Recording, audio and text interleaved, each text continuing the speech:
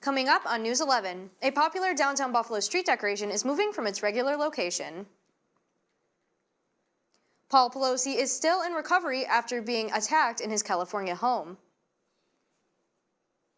And South Korea is still investigating the cause of a stampede that left over 150 dead. These stories and more, News 11 starts right now.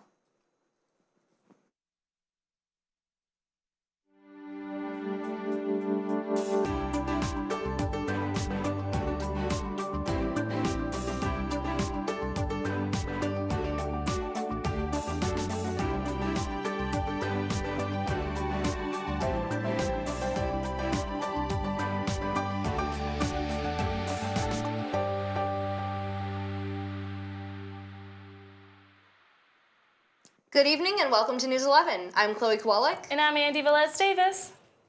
All right, Andy, we got a lot of really great stories, so I think we should just get right into it. Yep. All right, electric vehicle chargers will soon be featured at SUNY Fredonia. To get the chargers on campus, FSA worked with a company called ChargePoint, which allows users to operate the charging stations directly through an app. The chargers will be positioned in 3 parking lots around campus, between Fenton and Thompson Halls, near Dodds Hall, and by Gregory Hall and University Commons. They can be used by anyone who drives an electric vehicle, including those in the community. The chargers themselves operate as a level 2 station, which means it typically takes a few hours to get a hybrid electric vehicle fully charged. While waiting for vehicles to charge, FSA Director Darren Schulz says he hopes this will bring traffic into our campus Starbucks. Schulz also believes that this will have a greater impact on the environment. Although FSA views this new feature in a positive way, there has been some skepticism. One SUNY Fredonia student, Lee Pai, was a little concerned about the amount of people who will actually use the chargers. The project was funded through a federal grant and is of no cost to the college itself.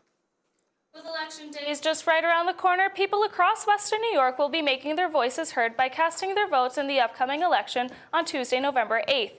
But some Western New Yorkers have already casted their vote early, according to the Erie County Board of Elections.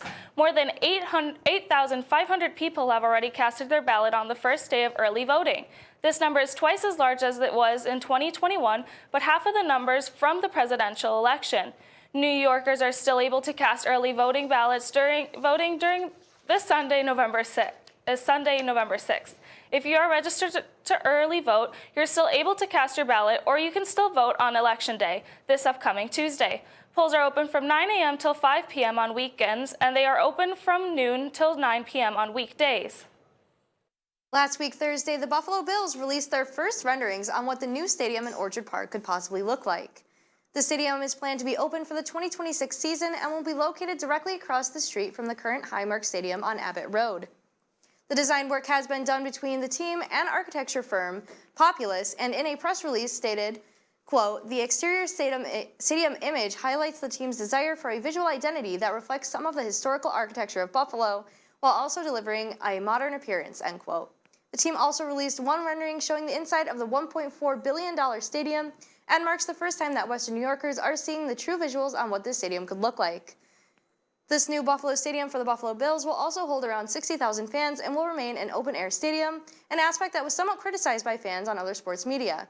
Construction is scheduled to begin on the spring of 2023, with the plan to have the new facility open by the start of the 2026 season.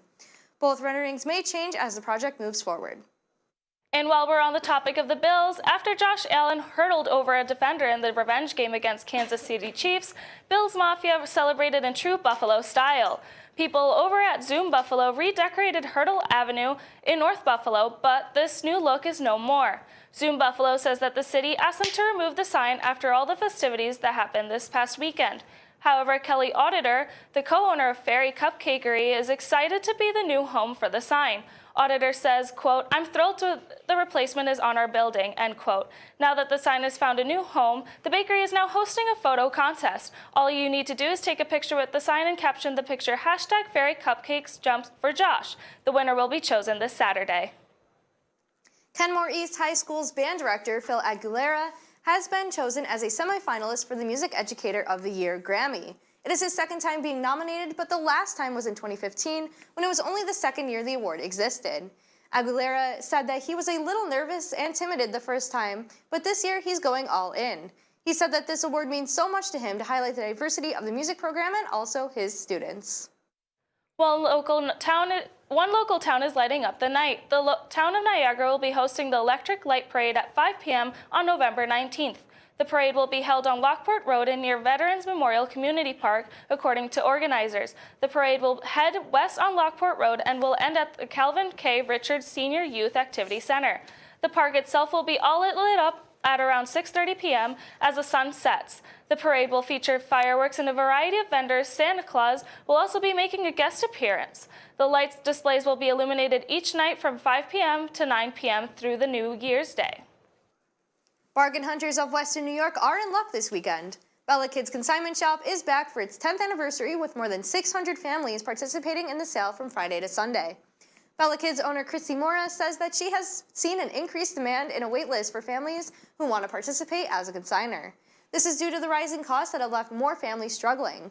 The average consignor earns about $380 from the sale and hopes those looking to stock up on items at a lower cost.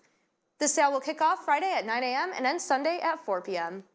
Well, or not, you're prepared. Mariah Carey has officially been defrosted here in Western New York. A Buffalo staple is returning as the local Odyssey radio station Star 102.5 is once again featuring Christmas music. This past Tuesday marked the beginning of the sounds of holiday season. A post on the station's Facebook page early Tuesday morning said, "Ho, ho, ho, it's that time again. Santa Claus called the studio and told us to flip the switch." Star 102.5 is Buffalo's Christmas station. Morning host Rob Lucas said that this is the 22nd year the station will be playing 24/7 Christmas music, adding that wall-to-wall Christmas music used to begin the day after Thanksgiving. That changed when Lucas said listeners started begging to start the holiday tradition even earlier. On average, the morning show host says he listens to almost 3,000 Christmas songs a year. If you're already in the Christmas spirit, you can listen on dial at 102.5 on the Odyssey app. And now when we come back, we'll look back at your national headlines, including an update on Elon Musk's purchase of Twitter. We'll be right back. When you think of the local lowdown, what do you think of?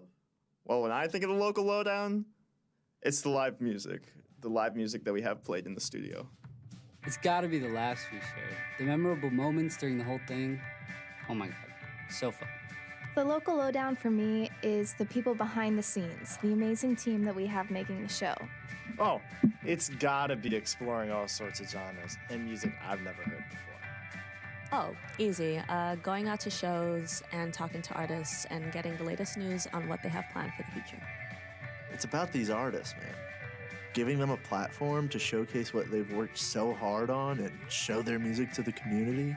It's all about supporting the local scene of music to keep it running for years to come. And of course, the band merch. You can't forget about the merch.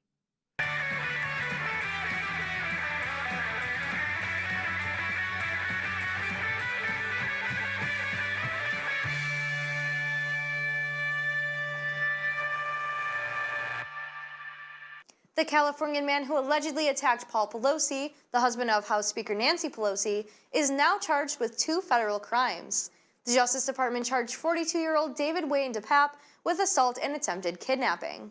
It follows last Friday's break-in at Paul and Nancy Pelosi's San Francisco home. The U.S. Attorney's Office for the Northern District of California announced Monday DePape is charged with 1 count of assault of an immediate family member of a U.S. official. It carries a maximum sentence of 30 years in prison. DePape is also charged with 1 count of attempted kidnapping of a U.S. official. That relates to Nancy Pelosi and carries a maximum of 20 years in prison. DePape allegedly shouted, "Where's Nancy?" after breaking into their home. Paul Pelosi had surgery to repair a skull fracture and serious injuries to his arm and hands. He is expected to make a full recovery. A former Boy Scout leader has just pleaded guilty to sexually abusing 2 boys. The man, Mark Chapman, served a 9-year sentence for abusing another young boy. Now he faces an additional 12 to 20 years for abusing 2 scouts.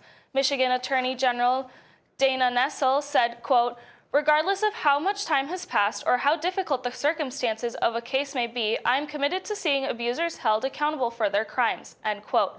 His sentencing is set for December 14th. Police zeroed in on Chapman after receiving multiple tips on their anonymous line. Due to his crimes, Nessel charged Chapman with 8 new counts of second-degree criminal sexual conduct and 2 counts of first-degree criminal sexual conduct. Insulin is now more expensive than it's ever been, making it more difficult for Americans to manage diabetes. According to a national health survey, more than 1 million U.S. adults with diabetes rationed their insulin last year to save money. This means that diabetics either skipped doses or took less than needed or delayed buying the medicine. However, the effects of diabetes, if left untreated, can do major damage to the body. Dr. Griffin Rogers, director of the National Institute of Diabetes and Digestive and Kidney Disease, says, quote, "Diabetes is a serious condition that can damage the eyes, kidneys, nerves, the heart, and what people don't realize is actually linked to a certain type of cancer," end quote. Rogers believes that setting a goal with healthcare providers is vital to managing the disease and suggests making a social worker part of the diabetes care team, which would ultimately lower financial barriers. All three major insulin manufacturers in the U.S. are also offering patient assistance programs. After the official signing of his purchase of Twitter, CEO Elon Musk is making changes that some say are controversial. Twitter is considering charging users for that coveted blue badge. The blue check mark lets people know that an account of public interest is authentic or verified. It's particularly helpful for celebrities and influential accounts, but after criticism of the potentially high price of $19.99 a month, CEO Elon Musk countered with a different price Tuesday. Musk says Twitter Blue will cost $8 a month and be available to anyone who wants to pay for it. It's unclear if some verified users may be exempt from paying the fee. Many international organizations and charities, for example, are verified on Twitter. On Tuesday, FCC Commissioner Brendan Carr called on the U.S. government to ban social media platform TikTok over concerns about how the China-owned app handles the data of certain American users. The remarks come as the fast-growing app holds ongoing negotiations with the Committee on Foreign Investments in the United States about whether it can continue business in the U.S. if it's sold from Chinese parent company ByteDance to an American company. Carr says, quote, "A world in which you can come up with sufficient protection on the data that you could have, sufficient confidence that it's not finding its way back into the hands of the Chinese Communist Party," end quote. Carr is not involved in the negotiations with the U.S. government regarding the app.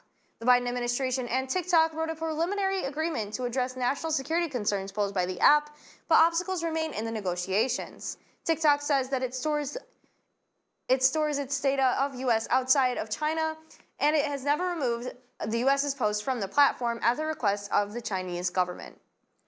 On Tuesday, shooting at a private party in Houston killed rapper Takeoff, a member of the Atlanta rap group Migos. He was only 28 years old. The police were called to a venue in early hours of November 1st because of a report of a shooting and a man found dead.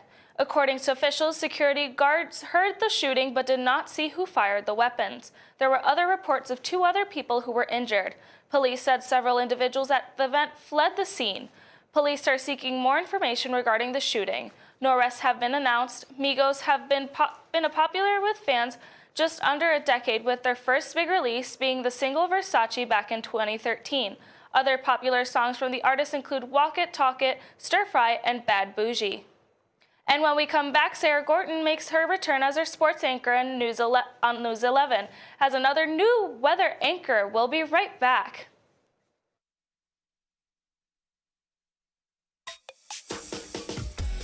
This one's for the real ballers and shot callers, the sisterhood of women in tech. They're discovering cures, building apps, and programming the blockchain. They're CEOs, worldwide hustlers who can make it rain. They're tearing down the old boys club and seeing big gains. Because when women in tech come together, you know they make that change.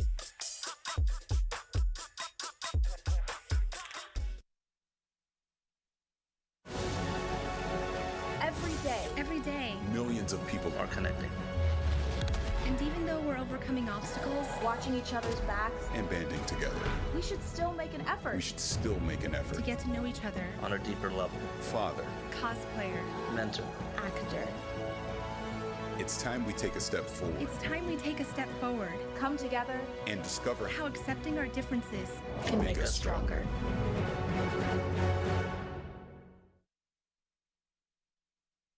How prepared is your family if a hurricane shows up at your doorstep, or a flood, or a blizzard? You can't just turn away a natural disaster. That's why it's important to go to ready.gov/plan now. It has the tools and tips you need to make an emergency plan with your family. So if disaster comes knocking, let's go. You'll be ready to help keep your family safe. It's just a pizza. Yes. Make a plan today.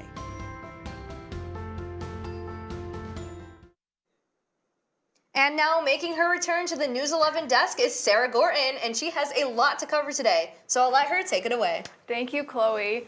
Well, in Fredonia sports this week, the hockey season has officially begun for the Blue Devils as the men's team had their first puck drop at Trine University on Friday, October 28th and Saturday, October 29th. The first game resulted in a 1-5 loss, and after a nail-biter that went into overtime, the second game also went in favor of Trine with a final score of 4-3. Fredonia will have its first home game of the year tomorrow, Friday, November 4th at 7 p.m. in the Steel Hall Ice Arena. Bring your hats and come support the Blue Devils at the home opener. On Sunday, October 30th, the Buffalo Bills had their first primetime Sunday night football game at home in Orchard Park this season with thousands of fans in attendance and did nothing short but deliver a pre-Halloween win. Josh Allen threw for 218 yards, 2 touchdowns, and 2 interceptions, and Devin Singletary had 67 yards on the ground.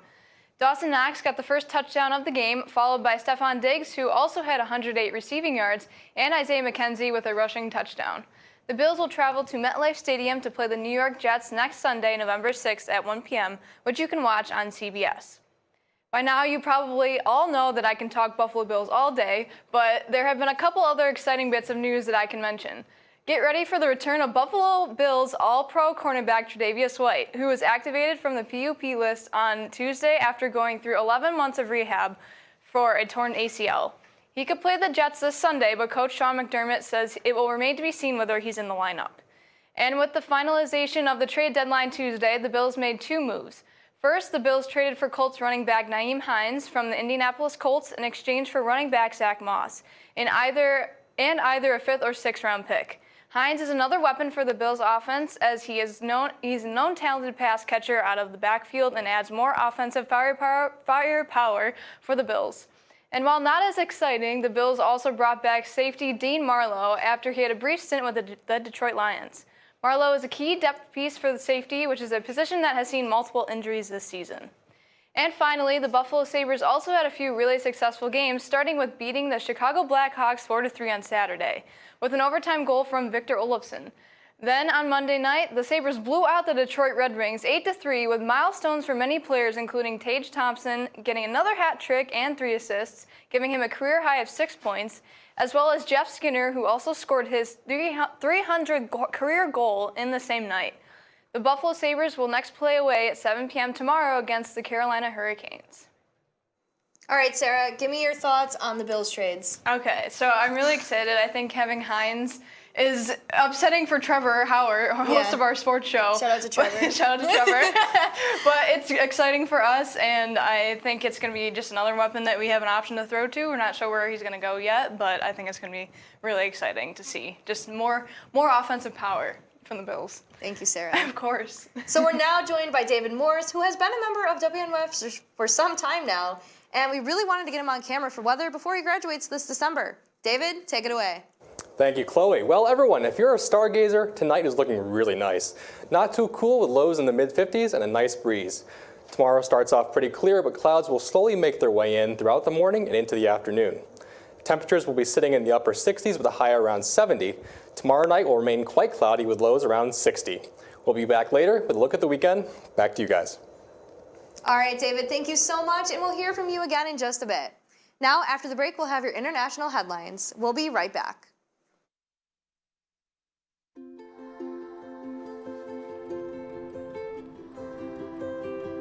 To Sofia and Gabriel, mis flores, my little flowers. Even though these old knees can't follow on your adventure to the forest today, these flowers represent my love, so you can take me with you wherever you go, near or far.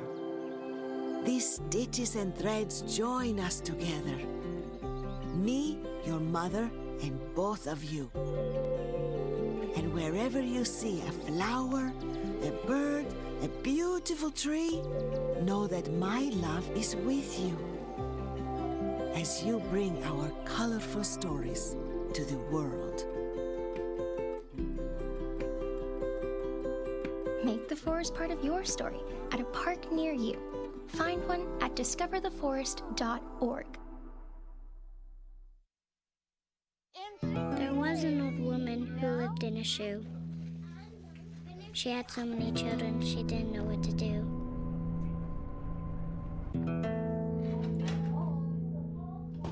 She gave them some broth without any bread and kissed them all soundly and put them to bed. Hunger is a story we can end. End it at feedingamerica.org. Tensions are rising on the Korean peninsula after both North and South Korea treated a volley of missiles. North Korea issued a veiled threat Tuesday to use nuclear weapons to get the U.S. and South Korea to, quote, pay the most horrible price in history, end quote, targeting the ongoing large-scale military drills between its rivals. North Korea is testing a string of nuclear-capable missiles and is also adopting a law authorizing the preemptive use of its nuclear weapons in a broad range of situations. Pak Jong-chong, a secretary of the ruling Workers' Party and confidant of Kim Jong-un, accused the Pentagon of formulating a North Korean regime collapse as a major policy objective in an apparent reference to the Pentagon's recently released National Defense Strategy report. The report stated any nuclear attack by North Korea against the United States or its allies and partners, quote, will result in the end of that regime, end quote. South Korean officials say the North fired at least 23 missiles early Wednesday and around 100 artillery shots. Seoul responded with 3 air-to-surface missiles of its own. A tragedy during a Halloween-related gathering in South Korea has claimed at least 150 lives. The chief of the Yongsan Fire Department reports at least 82 have been injured in a stampede incident, and 19 foreign nationals include 1 American. Social media depicts crowded streets in Seoul's Itaewon neighborhood just before the incident. It's not known yet what caused the chaotic scene, which resulted in so many people being crushed in the crowd.